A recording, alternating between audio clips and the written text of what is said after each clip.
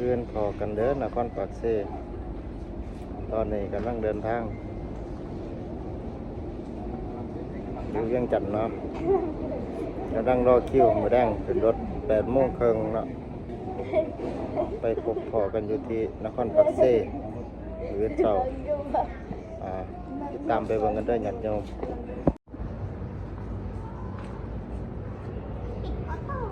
เด็กออโต้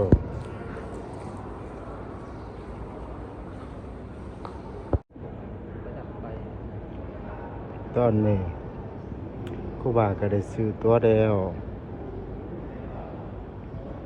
จุดหมายเป็นนครปากเซขอกันมื้อเช้าเด้อรอคิวเด้อ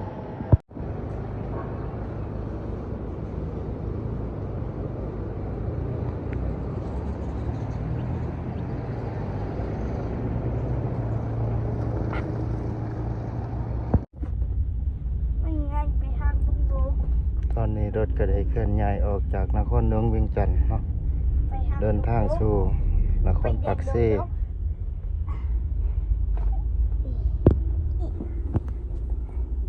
เคยมาทีเดีย น้ ว องพีนไปครั้งแรก มาซื้อ เลยนั่งหนาซ้ำมันนี่ นั่งหนาเลย มาส่งเพื่อเราทางนี้นะส่งเพื่อก็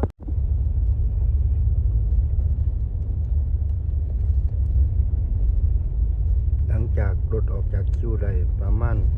5 นาทีเนาะแล้วก็ซ่อม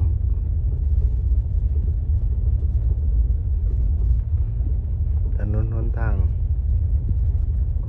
ของนครหลวงเวียงจันทน์เนาะหมายเด็ก13ไต่ก็จะเดินหุ่งเฮืองแล้วเนาะถนนหนทางรถด้าสะดวกสบาย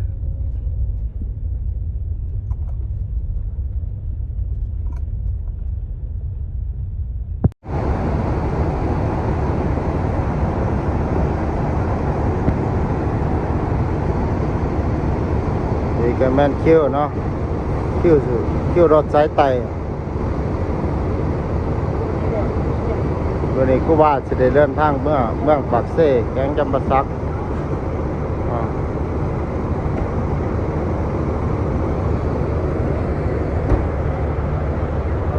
ไปครับครูบาอาจารย์เพิ่นแล้วก็ต้นญาติโยมเนาะฟังไป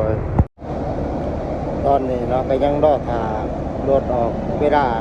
8:30เนาะรถจะเคลื่อนย้ายเวลา8:30รถก็จะเคลื่อนออกจากที่รถสายไต่เนาะเข้าสู่เดินทางไปนครปากเซ